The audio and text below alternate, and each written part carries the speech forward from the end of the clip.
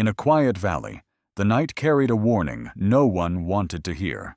Soft, distant, and easy to ignore. Most would close their doors. Most would stay silent. Until one man doesn't, not because he isn't afraid, but because he knows what comes next. A broken veteran, a loyal dog, and a life meant to stay hidden. But when the darkness moves closer, he sees what others refuse to see. And what begins that night will change the entire valley. Before we begin, please like and follow to support us. Thank you. A thin rain drifted across Mountain Ridge, soft as ash, settling over a valley that had learned how to endure silence. Marcus Hale stood at the edge of his sagging wooden porch, one hand resting against the warped doorframe, as if steadying not the house, but himself. At 50, he carried the weight of a man who had lived several lives and buried most of them. His frame was still broad beneath a worn flannel shirt, his shoulders square but no longer proud, his dark hair now threaded heavily with gray and cut short out of habit rather than care.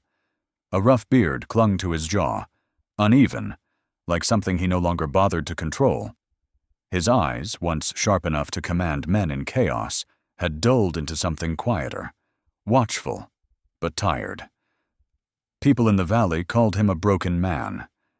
They were not entirely wrong. They simply did not know what kind of man had broken him. Grief had done what no battlefield ever could. 2 years ago, his wife, Elena, a gentle woman with warm brown eyes and a voice that softened even his hardest days, had died slowly in a hospital bed that smelled of antiseptic and endings. Cancer had taken her piece by piece, and Marcus had sat beside her, helpless, learning that there were enemies no strategy could defeat. After she was gone, the company he worked for collapsed within months, as if the world had decided to finish what it had started. Since then, the cabin had become both refuge and prison, a place where memories echoed louder than any voice. Beside him, Rocky shifted slightly, pressing his large frame closer to Marcus's leg. The German Shepherd was 6 years old, black and tan, with a thick coat dulled by dust and hard seasons. His amber eyes, however, remained bright, alert, intelligent, and fiercely loyal. Rocky did not bark without reason. He did not move without purpose. There was a discipline in him, the kind forged not by comfort, but by survival. To the valley, he was just a dog. To Marcus, he was the last living promise he had not failed. The valley itself had changed. Mountain Ridge was once a place where neighbors left doors unlocked and greeted each other by name. Now, people spoke in lower voices, eyes drifting toward the northern road, where unfamiliar trucks sometimes appeared at night. The Black Ridge crew had arrived quietly, months ago. Young men at first, loud and careless, the kind people dismissed as trouble that would pass. But trouble, like rot, rarely announces how deep it intends to go. They began with small things: broken fences, missing tools, windows cracked by thrown stones. Then came the threats, always delivered with laughter that carried just a little too far. They wanted land, Marcus's land in particular. His cabin sat at a narrow choke point near the valley's edge, a location too valuable for men who needed unseen routes and silent transactions. Marcus knew this, even if no one said it aloud. That evening, the rain thickened, tapping softly against the roof as dusk settled into something heavier. Rocky's ears lifted first. His body stiffened, a low rumble forming deep in his chest, not loud, but certain. Marcus felt it before he heard it, the subtle shift in the air when danger arrives uninvited. Headlights cut through the rain. 3 trucks rolled slowly up the dirt path, engines idling like predators that had learned patience. Doors opened. Boots met mud. Laughter followed. Marcus did not move. The first bottle struck the side of the cabin with a sharp crack, glass shattering against wood that had already endured too much. Another followed, then another. Voices rose, mocking, careless, edged with the kind of cruelty that comes from men who believe there will be no consequences. "Old man," one of them shouted, his voice thick and amused. "You still alive in there? Or did the rain wash you away?" Rocky barked now, loud and sudden, stepping forward, muscles tight, teeth flashing in the dim light. Marcus placed a hand gently against the dog's neck, not to restrain him, but to remind him. Not yet. More footsteps approached the porch. The leader came into view, climbing the wooden steps with deliberate slowness. He was in his early 30s, tall and lean, his face sharp with angles that suggested both intelligence and cruelty. A thin scar ran along his cheek, pale against weathered skin, and his dark hair was slicked back despite the rain. His eyes held a kind of amusement that never quite reached warmth. He wore a leather jacket, worn but expensive, and moved with the confidence of someone who had never been told no in a way that mattered. He leaned close to the door, so close his breath fogged the cracked glass. "I know what you were," he said softly, his voice dropping into something almost conversational. "Military, right? Heard the stories." A pause, then a smile that could not be seen, but could be felt. "But I'm curious, old man. I want to see how you handle tomorrow when this place turns to ash." Inside, something shifted. Not in the room, not in the storm, in Marcus. For a long moment he said nothing. His hand rested on the door handle, fingers still, as if remembering something long forgotten. Rocky stood beside him, silent now, waiting, not for danger, but for a decision. The valley outside seemed to hold its breath. Then, without warning, the cabin door swung open. Rain rushed in. So did the light. Marcus Hale lifted his eyes, and for the first time in years, they were not the eyes of a man who had lost everything, but of a man who had once commanded war. The rain did not stop that night. It deepened, as if the valley itself understood that something had shifted and chose to listen more carefully. Marcus Hale did not chase the men away. He did not raise his voice, did not threaten, did not step beyond the threshold of his cabin. He simply stood there, framed by the doorway, his tall, weathered figure still as stone, his eyes steady in a way that unsettled more than anger ever could. The leader of the Black Ridge crew held his gaze for a second too long, then exhaled a quiet scoff and stepped back, signaling his men with a flick of his chin. The trucks left as they had come, slow, deliberate, as if the night belonged to them.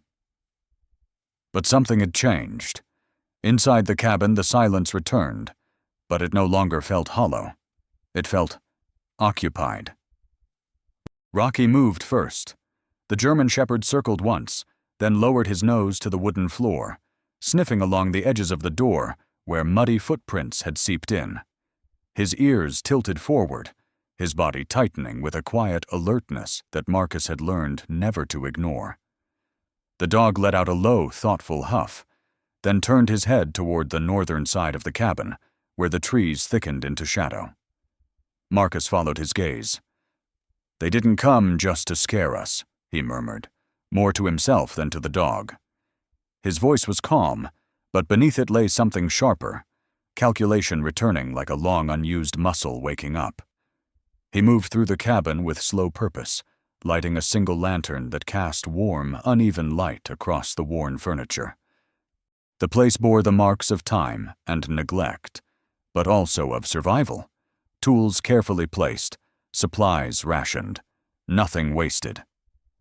A man who had lost everything still knew how to hold on to what remained. Rocky paced toward the back wall, then scratched lightly at a section of wooden paneling. Marcus paused, watching him, then stepped forward and pulled the panel aside. Behind it, a narrow crawl space descended into a shallow underground chamber, something Marcus had built years ago, not out of paranoia, but out of habit. Old instincts rarely asked permission before returning. "Not yet," Marcus said quietly, placing a firm but gentle hand on Rocky's head. "We move smart." Outside, the rain softened, replaced by a low wind that whispered through the trees like a warning that refused to take shape. Marcus stepped out into the night. The ground was soft beneath his boots, the mud holding the memory of every step taken hours before. He crouched near the edge of the porch, studying the tire tracks left behind. They were deeper than they should have been for empty vehicles. Heavy load. Not just men. Equipment. Rocky moved ahead of him, nose low, following a scent invisible to human senses, but as clear as a road to him.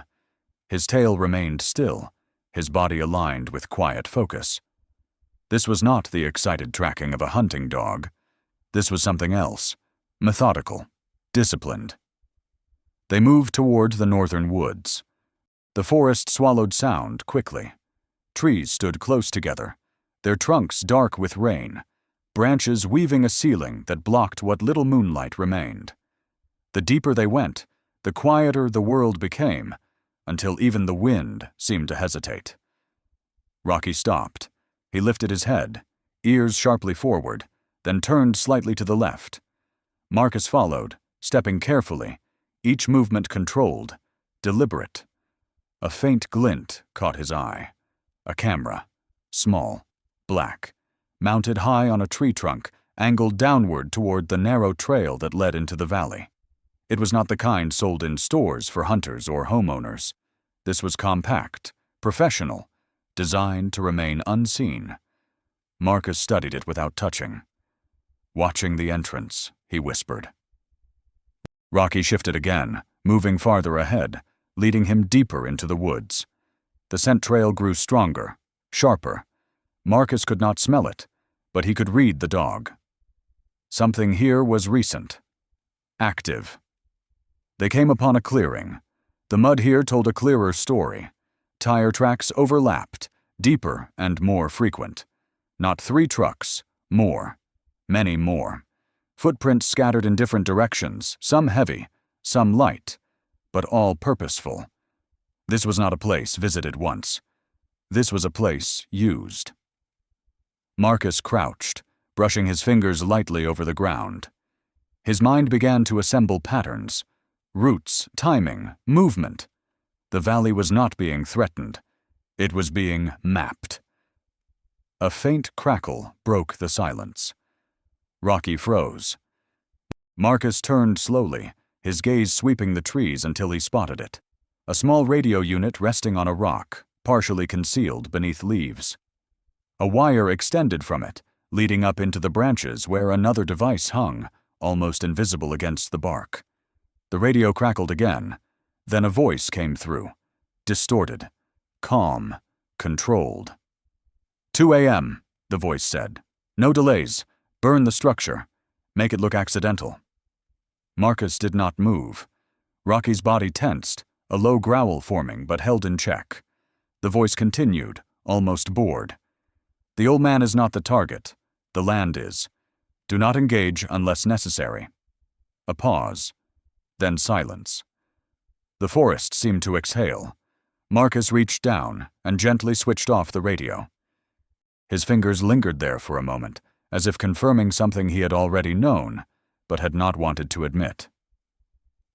"This isn't local," he said quietly.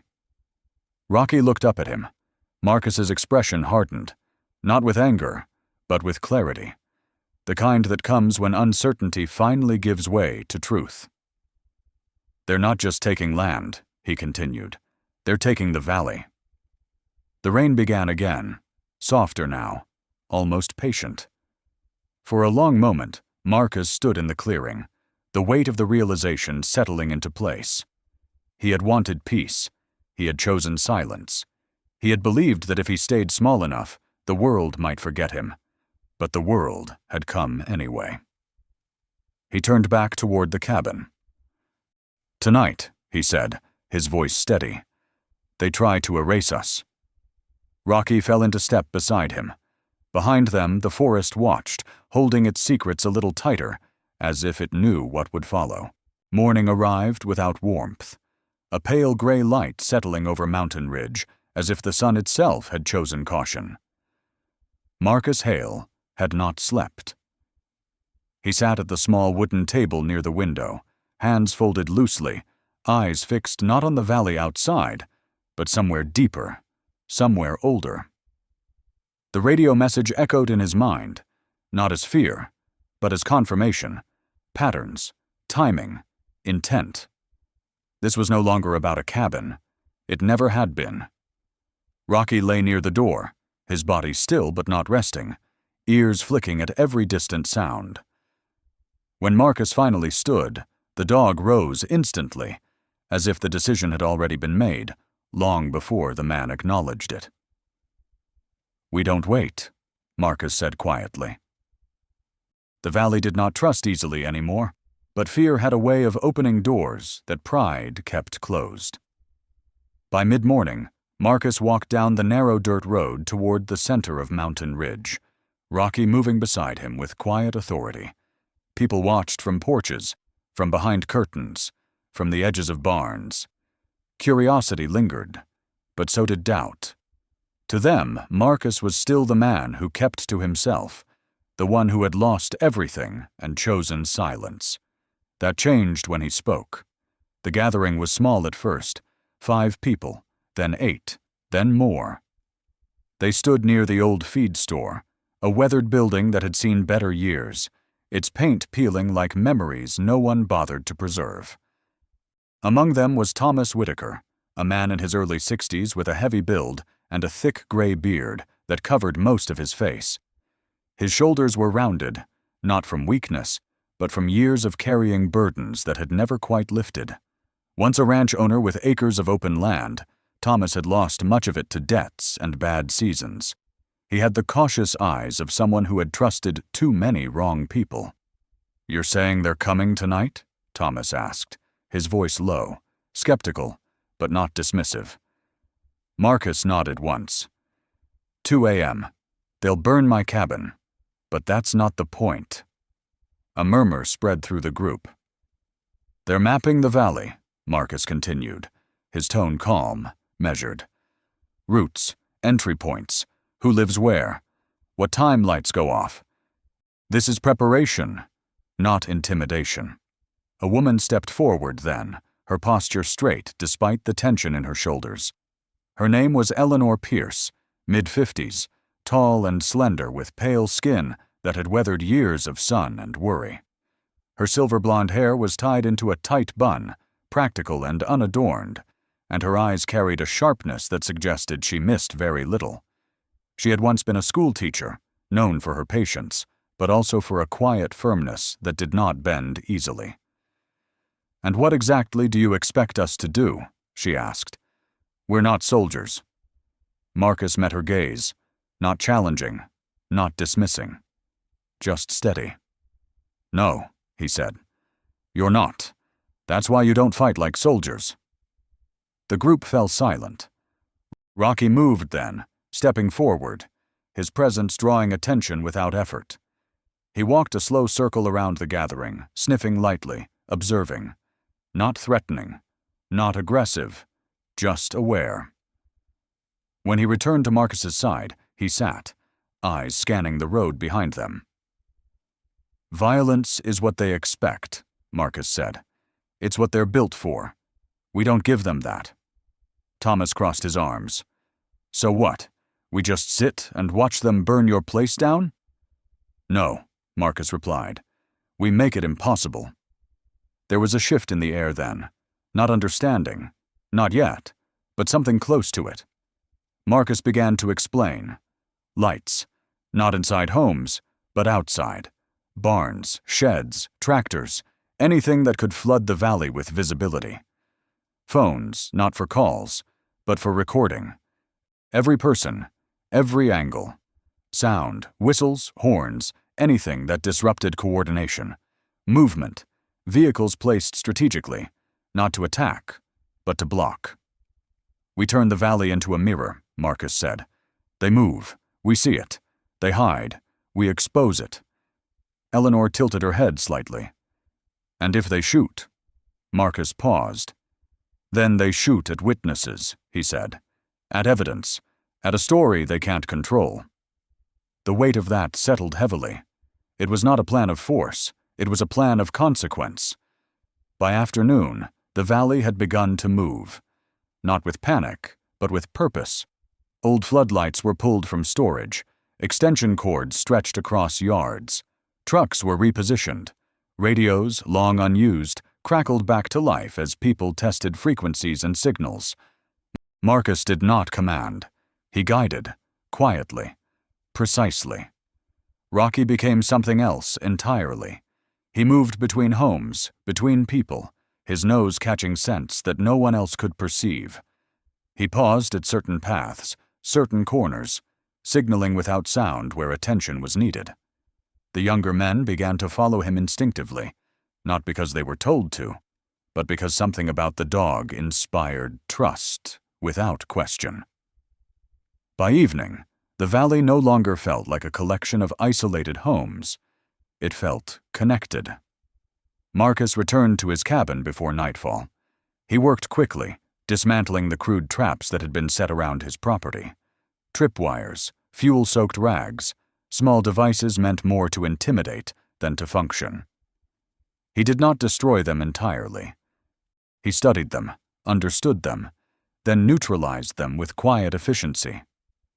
Rocky disappeared briefly, slipping into the crawl space beneath the cabin, when Marcus gave a subtle nod. The dog resisted for a moment, his instinct pulling him to stay, to guard, but Marcus's voice was firm. "Not this time," he said softly. The sky darkened. Wind moved through the valley, carrying with it the faint scent of something metallic, something sharp.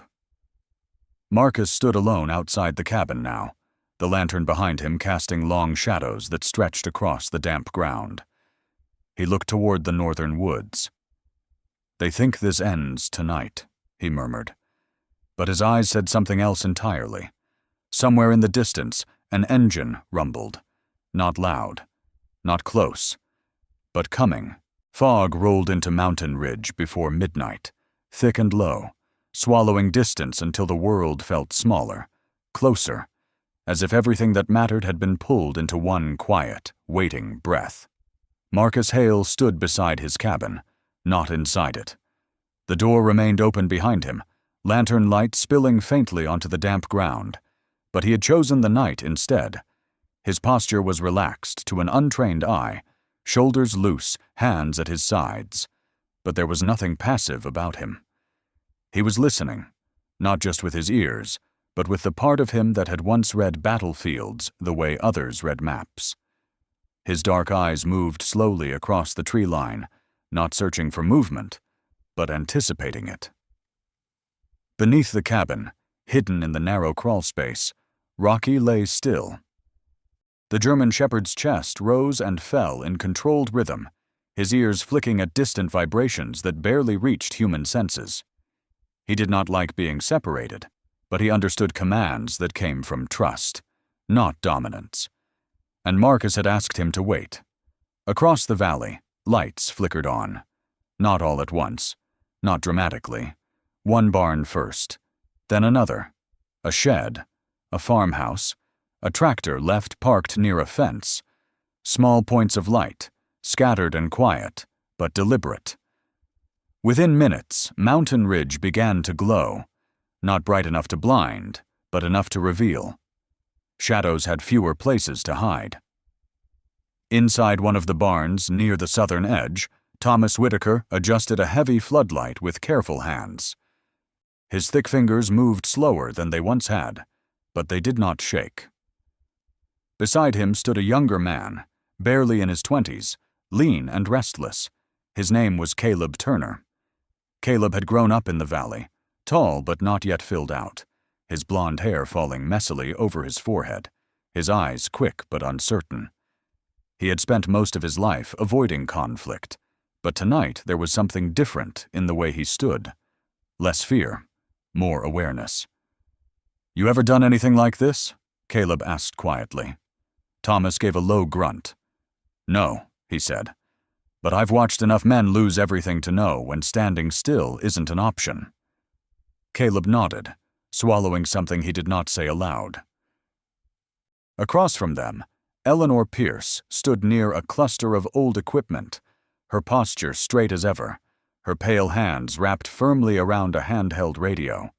She listened more than she spoke, her sharp eyes moving between the distant road and the people around her. When she did speak, her voice carried clearly, calm but firm.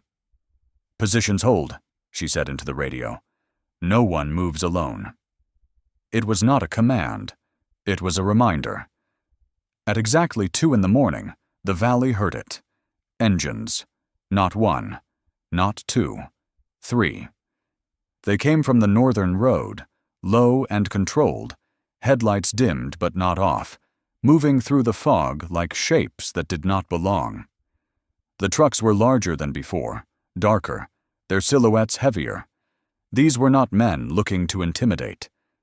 These were men prepared to act. Marcus did not step back. He stepped forward. The first truck slowed as it reached the edge of the valley, its tires crunching softly against gravel. Doors opened. Figures emerged. 6, then 8, then more. They moved differently than the crew from before. No careless laughter, no shouting. Their bodies were covered in dark tactical gear, movements efficient, communication minimal. Among them was a man who stood out, not because he spoke louder, but because he did not need to. He was in his early 40s, tall, with a lean, hardened build that suggested years of controlled discipline. His face was angular, clean-shaven, with sharp cheekbones and a gaze that held no hesitation. His dark hair was cut short, precise, and his eyes carried a cold clarity that came from a life spent making decisions without regret. His name was Victor Sloan, a contractor by record, a tactician by reality. Years ago, he had served in private operations overseas, known not for brutality, but for efficiency. He did not waste time. He did not waste men. He studied the valley. Then he frowned. Lights. Too many. Phones. Visible. People. Watching. "What is this?" one of his men muttered. Victor did not answer immediately. His gaze shifted, taking in the details, the positioning of vehicles, the placement of lights, the subtle coordination that did not look like coordination at all. "This isn't random," he said finally, his voice low, controlled. Across the valley, a phone screen lit up, then another, then dozens. Red recording lights blinked on, scattered like quiet witnesses across the darkness. From the barn, Caleb raised his phone with trembling hands, aiming it toward the road. His breath came faster, but he did not lower it. Beside him, Thomas stood firm, one hand resting on the side of the floodlight, the other gripping the edge of a wooden beam as if anchoring himself to something solid. Eleanor's voice came through the radio again, steady. "All units, stay visible. Do not engage." The men near Victor shifted uneasily. "They're filming," one said. Victor's jaw tightened slightly. "They want us seen," another added. Marcus took a step forward into the open. The fog parted just enough for his figure to become clear. Tall, still, unarmed. Victor's eyes locked onto him. Recognition flickered, not of the man, but of the pattern. This was not fear. This was design. "You brought witnesses," Victor said quietly, almost to himself. Marcus did not respond. He did not need to. Around them, the valley came alive, not with violence, but with presence. A truck engine started somewhere behind the first line of vehicles, then another, positioning carefully, blocking narrow paths without closing them completely. Lights adjusted, angles shifting, illuminating faces, movements, details. There was nowhere left to hide. A horn sounded briefly, then another. Not aggressive, disruptive. The rhythm of coordination broke. Victor looked around again, this time slower. Every movement his men made was visible. Every decision recorded. Every second documented. He exhaled. "Stand down," he said. The words were quiet, but they carried weight. His men hesitated. "Stand down," he repeated, sharper now. Across the valley, sirens began to rise. Distant at first, then closer. Marcus did not move as the sound grew, as red and blue lights began to cut through the fog, as law enforcement vehicles approached from multiple directions, called not by panic, but by a simple report: armed individuals entering private land. Victor watched the approaching lights, then turned back once more toward Marcus. For a brief moment, something passed between them. Not anger, not challenge, understanding. Then Victor stepped back. The valley held. No shots fired. No fire lit. Only light. And the quiet realization that something stronger than force had just taken root. The morning after the sirens faded arrived with a quiet that felt different. Not empty, not fragile, but settled, like a long-held breath finally released. Marcus Hale stood outside his cabin, the early light stretching across the valley in soft gold lines that touched everything it had once overlooked. The door behind him was no longer hanging unevenly from its hinges. He had fixed it before sunrise, hands moving with a steady rhythm that came not from urgency, but from something calmer: purpose. The cabin still bore scars, cracked boards, chipped paint, the memory of glass shattered in the night. But it stood. And so did he. Rocky emerged from beneath the cabin, pushing aside the hidden panel with his nose. Dust clung lightly to his coat, but his eyes were bright, alert as ever.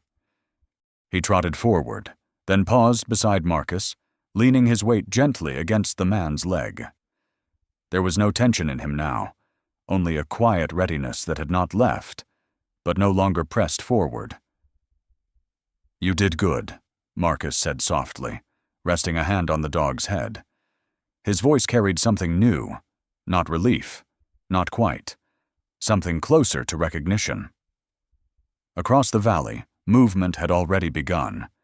People stepped outside, not with hesitation, but with intention. Doors opened. Conversations rose, not loud, not chaotic, but present. The kind of sound that only returns when fear no longer owns the silence. Near the feed store, Thomas Whitaker stood with a small group, his thick arms crossed, his expression thoughtful rather than guarded. Beside him, Caleb Turner spoke animatedly, his hands moving as he described the night before to anyone who would listen. There was energy in him now, not reckless, but grounded. Something had shifted in the young man. Fear had not disappeared, but it had been replaced by understanding. Eleanor Pierce approached from the road, her posture as straight as ever, her pale face touched by the faintest hint of something resembling a smile. She stopped when she saw Marcus, studying him for a moment before speaking. "They're saying federal agents are already processing evidence," she said. "Phones, footage, everything." Marcus nodded once. "Good." She tilted her head slightly. "You knew it would work." It was not a question. Marcus considered that for a moment. "I knew it could," he said. "That's different." Eleanor watched him a second longer, then gave a small, almost approving nod before turning back toward the others. She did not say, "Thank you." She did not need to. By midday, the valley had begun to reclaim itself. Lights were taken down. Vehicles returned to their places. Radios quieted. But something remained, not visible, not tangible, but present in the way people moved, in the way they looked at one another. They were no longer individuals waiting for something to happen. They had become a community again. Marcus spent most of the afternoon repairing what had been damaged, moving between tasks without rushing. A fence here, a loose board there. Small things. Necessary things. The kind that build something lasting, piece by piece. Rocky followed, sometimes helping, sometimes simply watching, his presence steady as ever. It was near dusk when the calm shifted, not loudly, not violently, just enough.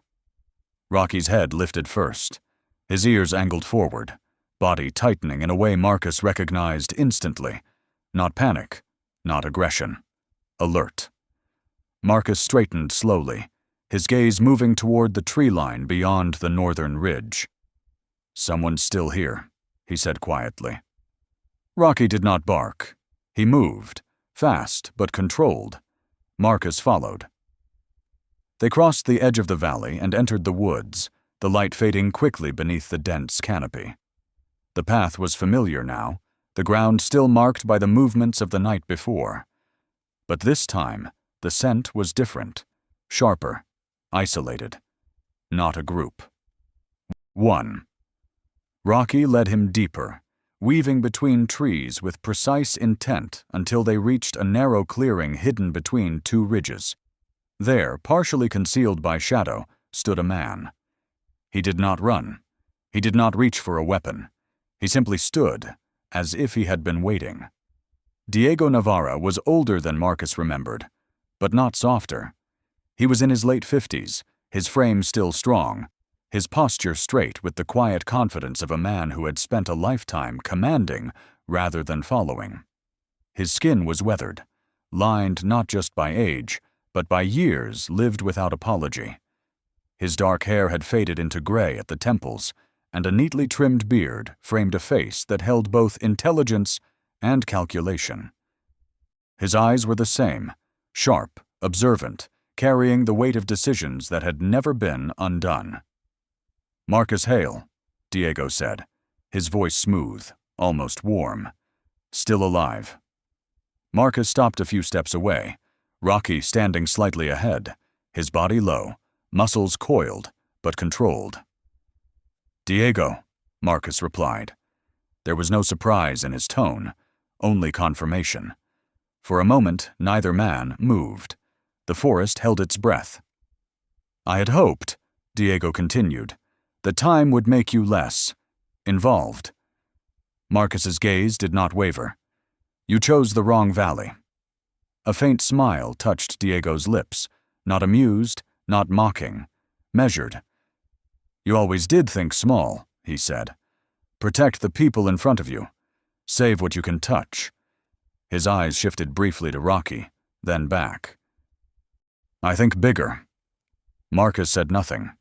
He didn't need to. Diego stepped back slightly, his expression changing, not to anger, but to something colder. "This isn't over," he said. Then he turned. He did not run. He simply walked into the trees, disappearing as quietly as he had appeared. Rocky moved forward, ready to follow. Marcus raised a hand. "No," he said. The dog stopped instantly, though every instinct in him urged pursuit. Marcus watched the place where Diego had vanished, his expression unreadable. For the first time since the valley had been threatened, his stillness carried something new. Not just resolve, recognition. The past had not followed him here. It had been waiting. Sometimes, miracles don't arrive as flashes of light or voices from the sky. Sometimes, they walk quietly beside us, in the form of a man who refuses to give up, or a loyal dog who never leaves his side. In a world that often chooses fear, God still plants courage in ordinary hearts. He reminds us that even when we feel forgotten, we are being prepared, not abandoned. Marcus didn't win because he was stronger. He won because he chose not to become what tried to destroy him. And maybe that is the quiet miracle we overlook every day, that goodness still stands, even when no one is watching. If this story touched your heart, share it with someone who needs hope today. Tell us where you're watching from in the comments, and subscribe to keep these stories alive. May God bless you, protect your home, and guide your path with peace and light.